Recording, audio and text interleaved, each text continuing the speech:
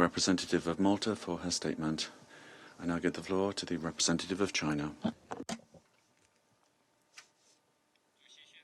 Mr. President, this repeatedly postponed Council vote today has received extensive attention by all. Over the past few days, in order to maximize consensus, the UAE delegation made tireless efforts and resubmitted the draft resolution late last night. We welcome the adoption of this draft resolution that was put to vote just now. For reasons known to all, this draft resolution has made quite a number of adjustments in some important aspects, and these adjustments are not consistent with the efforts we made and do not meet our expectations.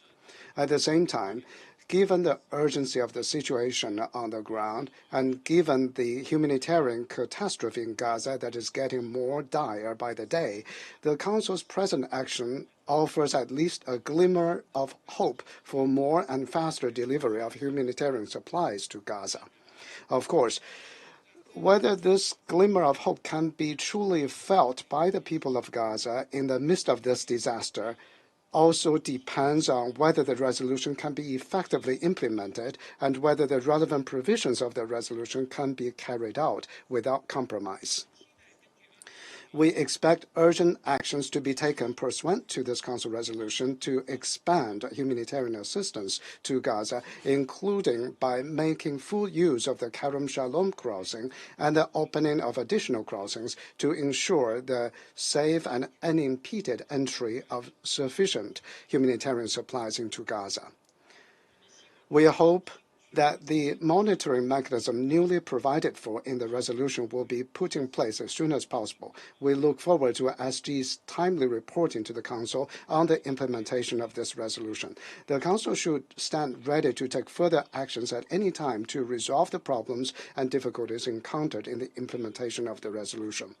The resolution reaffirms that all parties to the conflict should comply with the obligations under international law, including international humanitarian law. We urge Israel to immediately reverse its course, cease its indiscriminate military attacks, and stop its collective punishment of the population of Gaza.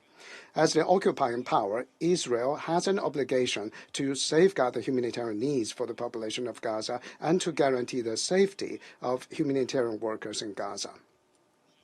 Mr. President, it should be observed that the realization of a ceasefire remains the overriding prerequisite. Only a ceasefire can prevent greater casualties of civilians, including hostages.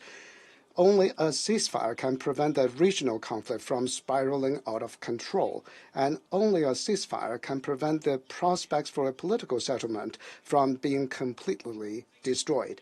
This is the reason why we voted in favor of Russia's amendment. We also regret that this amendment was vetoed. Going forward, China would like to work with all Council members to promote further responsible and meaningful action by the Council in a timely manner and to continue to make unremitting efforts to bring an end to the fighting in Gaza, to effectively implement the two-state solution, and to realize peace and stability in the Middle East at an early date. I thank you, Mr. President. I thank the representative